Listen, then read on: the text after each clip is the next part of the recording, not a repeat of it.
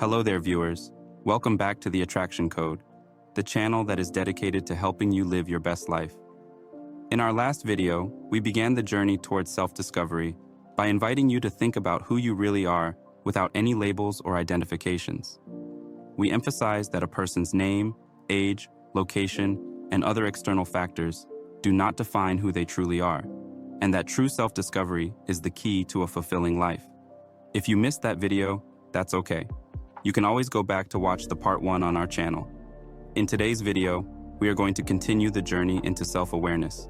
In fact, our approach involves assisting you in recognizing what you are not, which will ultimately aid in understanding your true identity. So, when thinking about the question, who am I? You might come up with several answers, including something like, I am my body. Speaking of the body, let's do a critical examination of what this idea implies. Let's say you are 30 years old right now. How many bodies have you been in since you arrived here on Earth? Note that this has nothing to do with reincarnation, but from the moment of your birth to date, you have undergone several changes in different bodies. I mean, look at the way your body has evolved with each stage of your life. It is simply an analysis of your transformation via your body as a vessel. Let me break it down. At birth, you were in a baby's body. Most of us never remember anything from this time in our life, and that is understandable. Memories of you in the body of a baby may have been captured by your parents, guardians, or caregivers through pictures or videos. Then you grew into a toddler's body. I remember some moments from my time as a toddler. Most of us do, and if we don't, our parents make a point of occasionally reminding us with embarrassing photographs. You may have seen yourself dressed in baby clothes, eating, crawling, attempting to walk, and so on.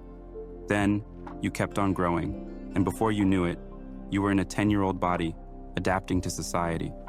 I'm sure that finding your place in this world may have been tedious at that point. Yet, as we grow older, we wish to go back to those days. How ironic.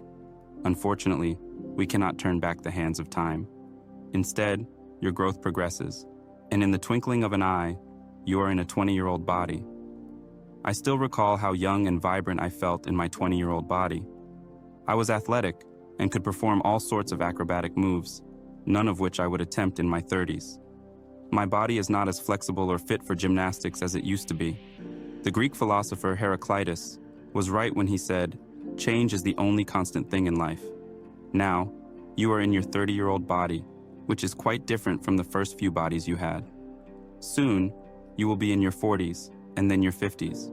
With each passing year, you will occupy new versions of your body unique to that segment of your life. This analysis helps you understand what I mean by saying that you possess several bodies throughout your life. Your body keeps changing. The change happens on a cellular level, and there will come a time when not a single cell of your 10 or 20-year-old body will be left.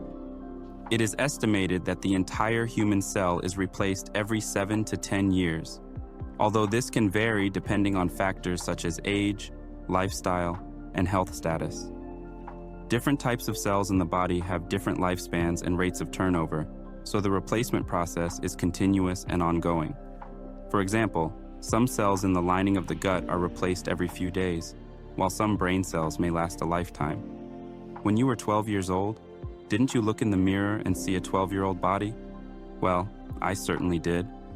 I remember how young-looking and skinny I was as a young boy growing up in the village. I also remember how flexible I was and how clear my skin was.